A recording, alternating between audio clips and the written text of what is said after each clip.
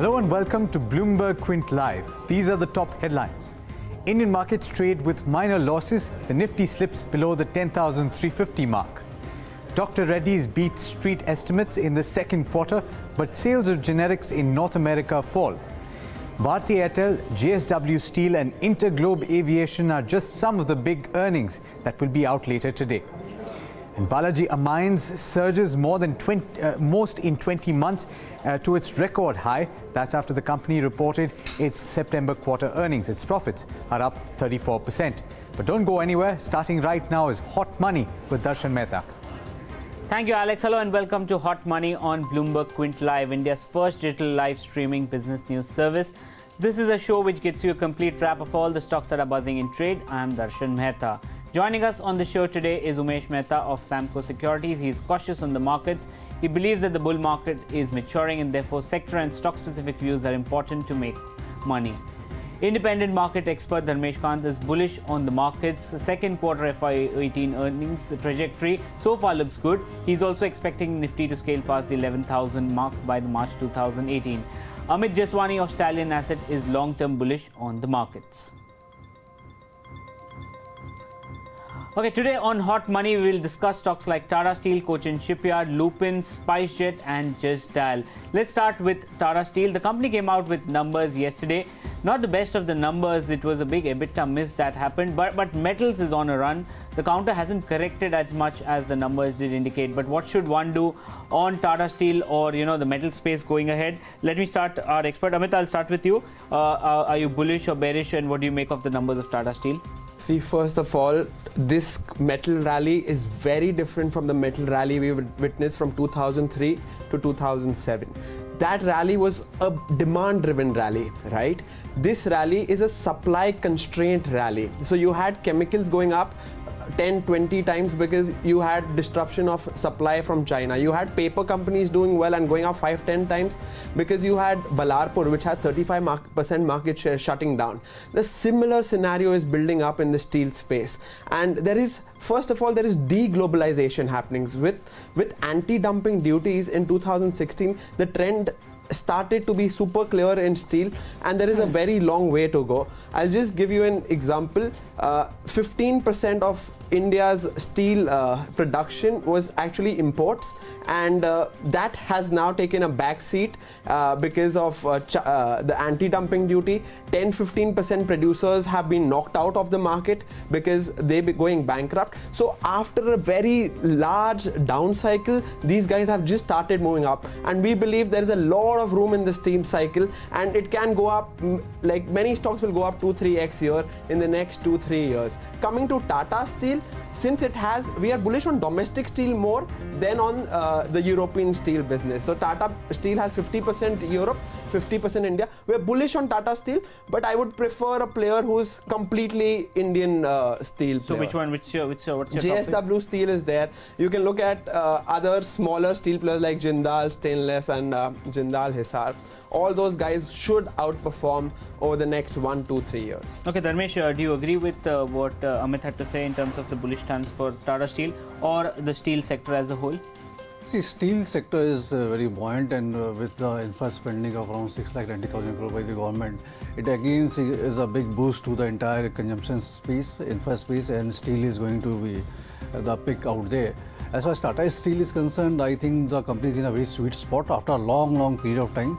The European acquisition is now turning around. We have seen the EBITDA levels getting improved, the operational efficiency is coming in. Debt is there in the balance sheet, and both, as Amit said, around 50% of the production is from Europe. The global economy is on the mend. Global consumption is going to improve. The GDP forecasts have, various agencies are upgrading that. If that all plays into account, so the potential for Tata Steel to deliver an earnings part on the EPS part is 80 to 90 rupees. So it's 50% right now. Okay. So if that comes into play, it's very cheap stock. It's a doubler right away. So India is already there, and I think the global economy is also supportive, and the company is taking measures to get off the assets which are not required and the productive assets to be into place. So I think operational efficiency is a theme to play out.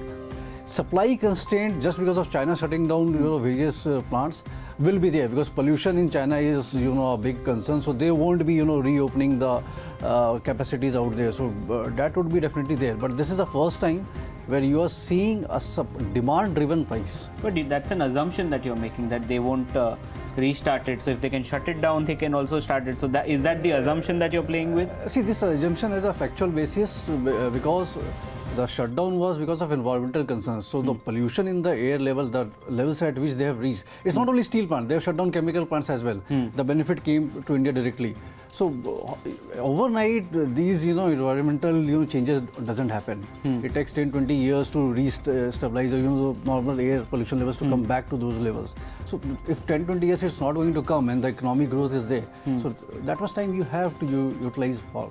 So around 120 million tons of steel capacity has been shut down. So what's your top pick in the steel space?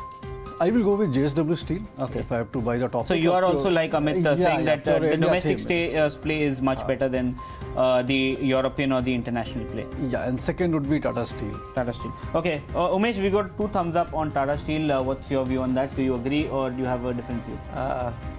Time to invest in cyclical stocks, for example, steel, is when companies are making losses. Now when things are so nice, companies are reporting profits, companies have, there are margin expansions and so everything is rosy and stock prices have gone up. Tata Steel in particular, 3.5 times, 3.5 or in fact 4 times from the low prices. So number one, when we've seen long history, when really big money can be made in cyclical stocks are not the times currently that we are into the current ecosystem. And we have to remember that China controls 50% of world production. So China is obviously, the country as a whole is money oriented, right? If prices are rising, there is nothing to stop them from, expanding the supply. But still at an aggregate level, there are surplus capacities in the world and that will create pressure. Considering India, so yes, India inherently there is demand because maybe government is spending a bigger chunk in infrastructure and that is where we are seeing growth in domestic consumption. But at an aggregate level, at world level, today the world is digital, the world is going internet. So no one wants to build plants, factories and make money.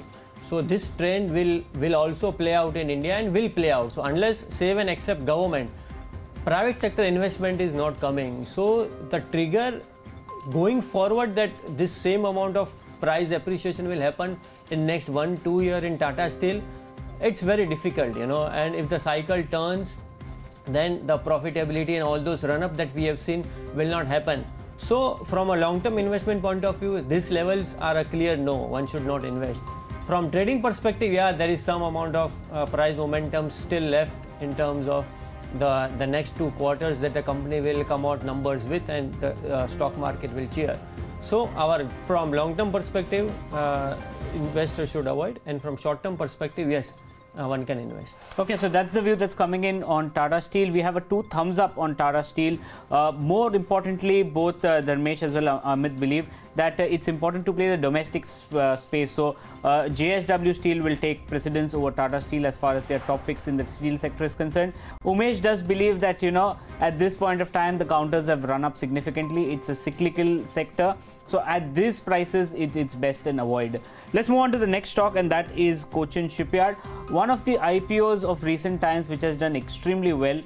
It's up almost 13% in this month itself. It's moved significantly from the issue price. Everything seems to be working for Cochin Shipyard at this point of time. Is it a good stock to buy? What is the benefit of this? Umesh, I'll start with you. What's your view on Cochin Shipyard?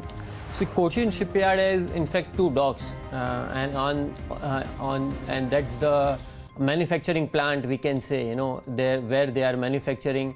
And the government is their biggest buyer. Around 60% of the output is procured by government. So they are into basically defense. All those ships are being procured. The lucrative part is the commercial part, when they make ships for outsiders. And another lucrative part is ship repair. So ship repair is hardly around 7 to 10% of their total sales, and commercial sales are hardly around 15 to 18%.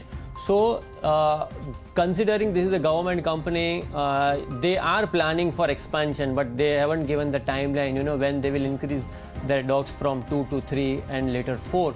So considering the tardiness in their expansion plan, or more or less the order book is stable, so it's where products have long gestation period, we think stocks really don't make long-term compounding wealth.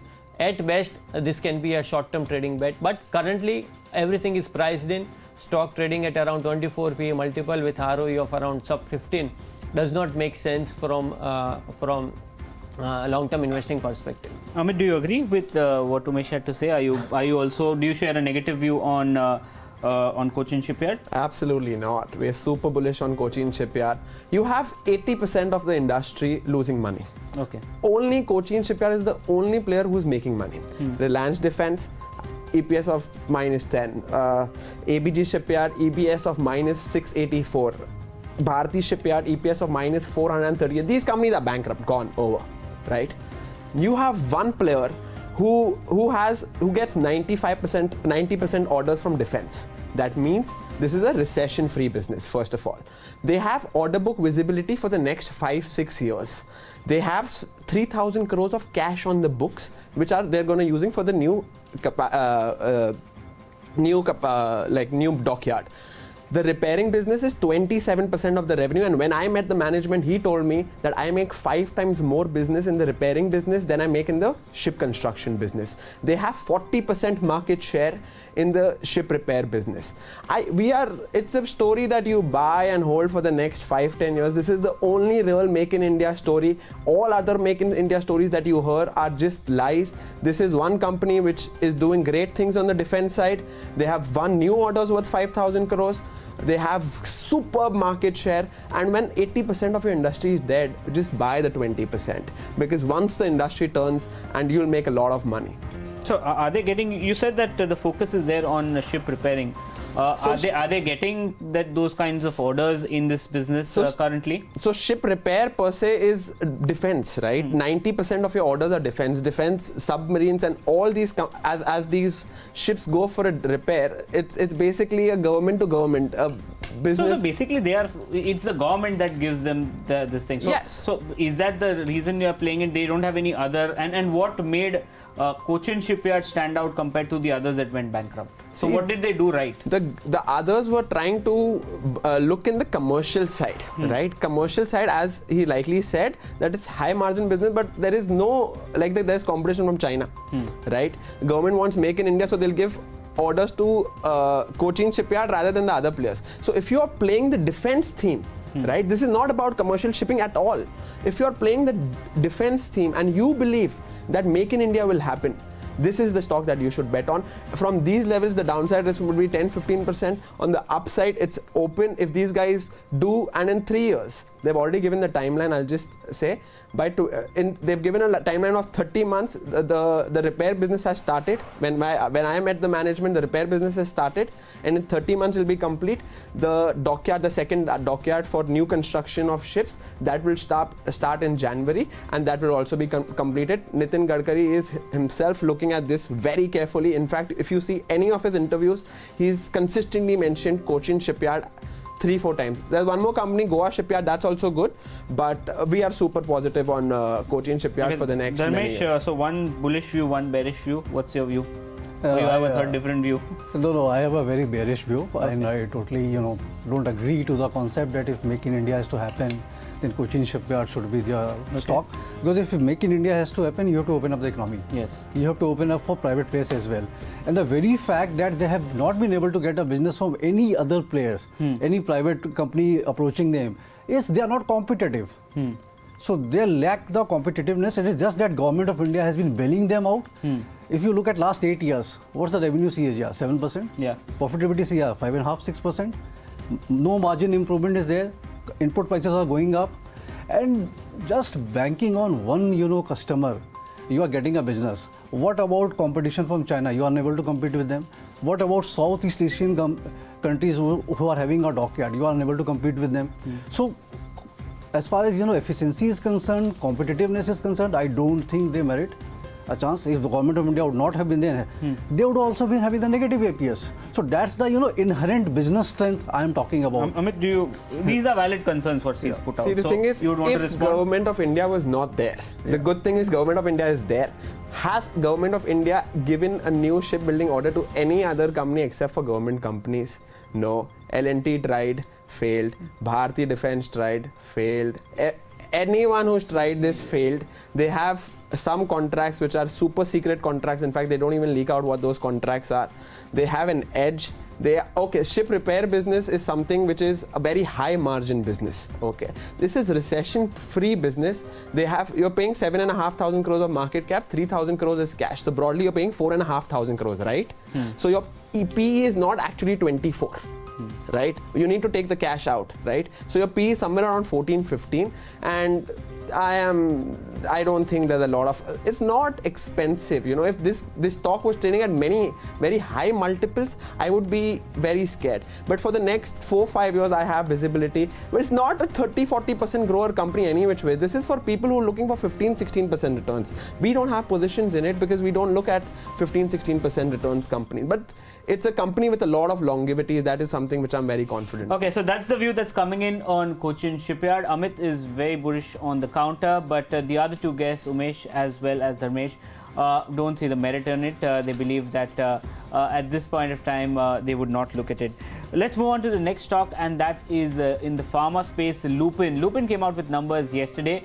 The stock did manage to rally significantly. It was up 8%, but ended up only 2% when details came in that the US business was lackluster. The management actually didn't revise the guidance despite them telling it's a strong number. So what should one do with Lupin now? Let me ask Dharmesh, I'll start with you.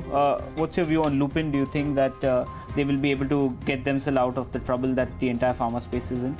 I don't think so. Pharma space has been, a big trouble. Headwinds are still there. I don't see headwinds receding very soon. Even the management, when they came out with the commentary post earnings, it was the same story.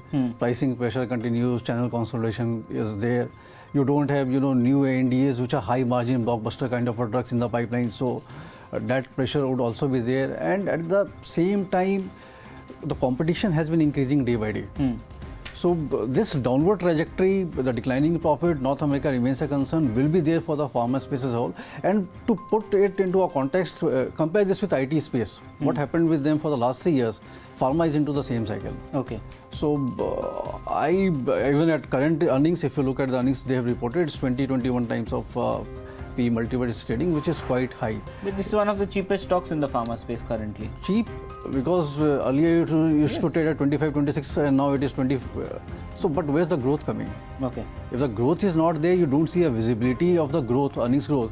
So just because earlier it was traded higher multiples, now it looks cheap. I mean, earnings have to support. Okay. From where earnings will come. What about you, Umesh? Any view on Lupin? Are you bullish or bearish?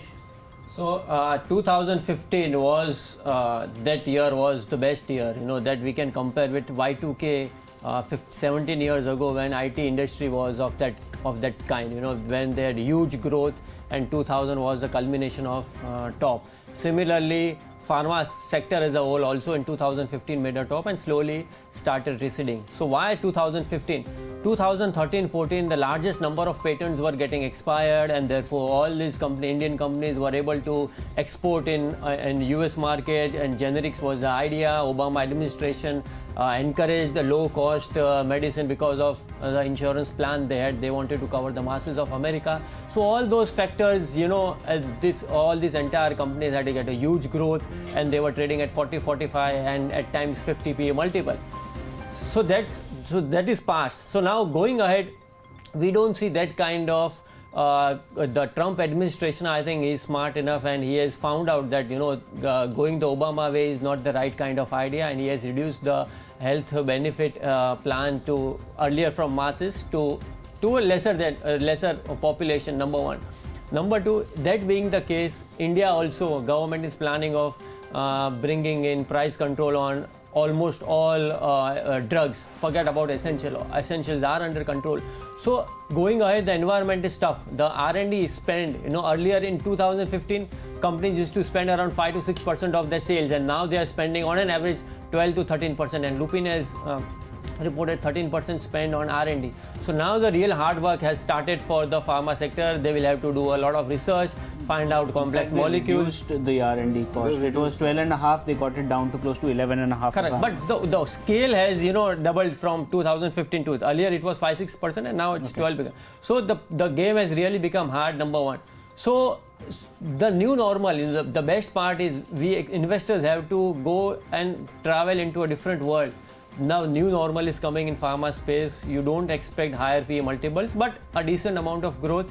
Then I think pharma space is decent, reasonably priced in. All the negatives are priced in, and therefore the sector as a whole and Lupin also has got potential to move up. So you are saying you're bullish on Lupin because you believe that it's bottomed out and the worst is over. Correct. Is that your correct? So that's that is a theme. But to dream that sky will again come, that may not be the reality. That's possible. Amit, any view on Lupin?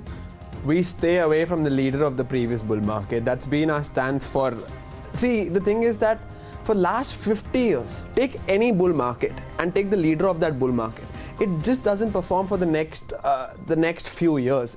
Infrastructure didn't perform for 10 years after the bull market. IT, after 2000, from 1996 to 2000, your IT stocks went up 300 times, like Infosys. It had to come down 90% to start the run again. The real estate stocks didn't move 10 years after the 2007 rally. The pharma stocks will not crash 90%, I don't think so. But they started the bull market in 2009 at 2000 index level. The pharma index topped out at 14,000. They gave 7x returns when Nifty gave 0 returns broadly in that period. And why do you, there's so many problems. You should play domestic stories.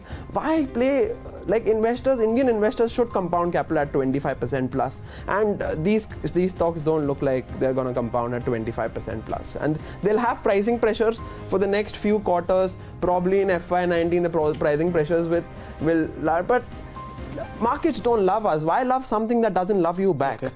And we like companies that grow at 25%. Okay, so that's the view that's coming in on Lupin. Amit is slightly bearish on Lupin. He doesn't like the pharma sector at this point of time. Dharmesh is bearish on Lupin, while Umesh has given a bullish view on Lupin because he believes that it's bottomed out. Before we move on, here's a quick recap of all the guest view on the stocks that we've covered till now.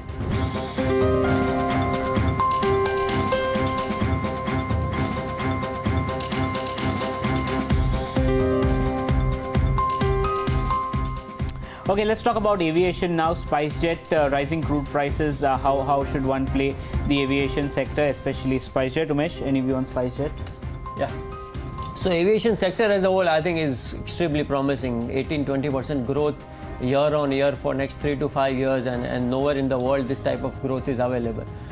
China, if we travel to China, people want to take flights rather than trains because the fare on flights and train are more or less the same. The same trend we also see going forward in India too, considering the competitive pricing this airline sector is into. The government's push to build airports, the Udan scheme, wherein they want to connectivity to smaller cities and towns. So I think the market is huge, the potential is huge, and the entire sector is ripe for a solid re-rating. Sectorally, I think they are trading at around 20 PE multiple, and given growth of 20%, so I think they are fairly priced in. Talking about SpiceJet, I think the best part is captured into at the current prices. We believe, in fact, now going forward, if fresh investments have to be made, I think Interglobe will be a better bet because they are 30% more efficient on all operating parameters. So I think that makes a better case for investors. But as a sectorally, we are bullish, and all stocks will perform better. Okay, Amit, do you agree that aviation is the place to be in now? Absolutely. I'll just give you a few statistics. 93 crore Indians travel by 3-tier AC in trains every year. Only 10 crore Indians flew by airlines. This is the domestic airline I'm speaking about. Airline is a very difficult business and not for everyone. You saw what Malia did. You saw what Air India is doing. It is, you bet on very smart managers, right? You bet on Indigo or SpiceJet. Ajay Singh is a super smart guy, right?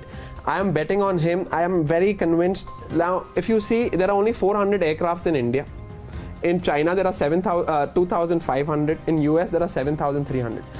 We have broadly the same population as China. So in the next 5-10 years, there'll be super growth. Now, who will be the ones who will capture this growth? It'll be SpiceJet and Indigo, which this is what, and Ajay Singh is the guy. See, Indigo has 40% market share and this guy has 13-14% market share. So for incrementally, for SpiceJet to grow market share will be a lot easy. And this guy is super efficient. The way he's turned around in 2 years is incredible, unbelievable. And this is the guy I want to back for the next 2-3 years. Do you agree, Dharmesh? SpiceJet? Not like... I do not agree with this view because the turnaround has not been because of managers. The turnaround has been because of the falling crude prices. The sensitivity of crude price to the aviation profitability is too high. So at $60, WTI, 10% up move, all these companies will start reporting losses at current margin level. Pricing pressure remains high. India is a very sensitive country and very sensitive to pricing pressures. So if you hike the air prices by 20%, you will see the fallout in the travelers out there. So their shift will be immediate. So you have to manage within these constants. And you have seen the best of the aviation at $30, $40 kind of a WTI. That's the best profitability. I mean the margins percentage, that's the best one. So as of now, considering that crude may not, it's just a spike and it will again return back to $50 kind of a thing and stays there for a couple of years. So it's priced to perfection. I mean 15, 16 kind 1 year forward PE multiple is the growth you can look forward to. So aviation as a trading play, I will play depending on how the crude is but behaving, not the investing play. Not the investing. Okay, so that's the view that's coming in on SpiceJet. Amit as well as Umesh are bullish on the aviation space. Dharmesh does believe that not an investment point, but yeah, for a trading point, aviation can be bought, but not as an investment because crude is at 60 currently. And the final stock we are talking about is Just Dial. The count is up almost 20% this month. What's cooking? Is it a good time to bet? I'll start with you, Dharmesh. Very fast. We are running out of time. So, what's your view on Just Dial? It's a avoid for me, Just Dial, just because they have not been able to make the transition at the right time when the business was, the dynamics were changing. And again, the same growth is the concern out there. So, price to perfection to me.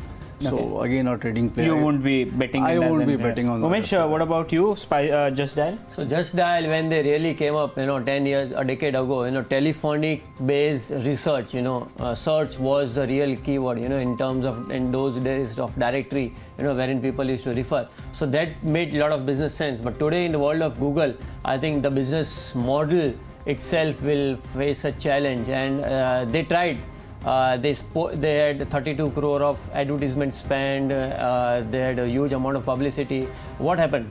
Yeah, top line did grow by 8%, but I think the bottom line, they still had pricing pressure and profit margins came down. So on an average, I think this does not make sense. The business, we believe that although prices are low, but this does not make sense for an investor to invest. Maybe this stock can really go out of the business dynamics, which the very basis, they have to make money. Okay. If they are not able to make money, I think then that it will be difficult. Amit, final word on Just Dial. Is it a failing business model? It definitely is. It's already failed the business model. There is nothing left in the business. So if you see the profits, 70% profits are from other income because they have 1,000 crores of cash. That is one thing which is staying there. But on the short term side, there is some talks of the deal happening. So when we spoke to people around, they are trying to delist it in the Indian market and list it on the Nasdaq market. And there are private equity players who are interested. And that's the reason why HDFC has bought it for the first place. This is a dying... Once in a technology business you start losing market share, there is absolutely 0% chance of getting it back. You take any business in the technology, be it Yahoo or any other businesses, once you start losing market share, it never comes back. Like the odds are difficult. They have to come with something new. The database is the asset, but if they can come something with the database on AI, like example, let's say how many saloons are there in Lokhandwala. There are 40,000 people and 40,000 people are going to go for a haircut at least once every month, right? So if they can come with something like that, then probably there'll be something. Okay, so that's a business idea for Just Dial. I hope the management of Just Dial is watching it, but it's a consensus bearish view on Just Dial at this point of time. Before we wrap up on the show, here's a quick recap of all the guest view on the stocks that we've covered till now.